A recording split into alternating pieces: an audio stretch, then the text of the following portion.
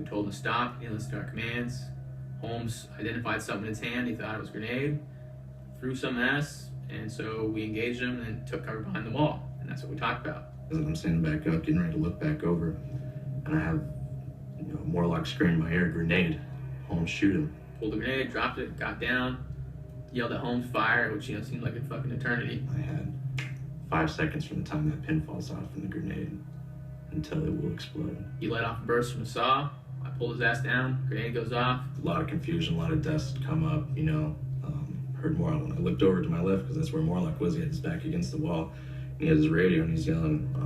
He's telling everyone, "Contact, contact, contact."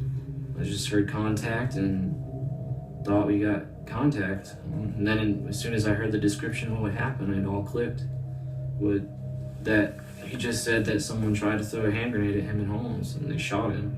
And that was the same scenario he explained to me. And I look over and I ask him, do we re-engage? Do we get back up and, shoot the guy or whatnot? And Morlock didn't answer me. He just stood back up, looked over at the guy who was on the ground, pulled up his M4 and just pop, 2 more shots. I mean, he didn't register as a person. He was just, there.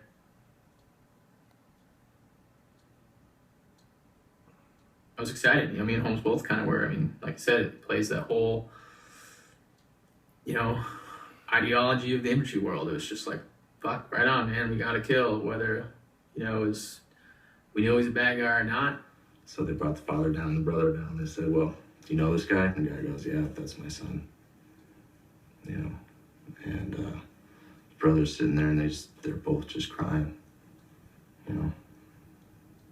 We then put him in a black body bag and took him to the top of the village.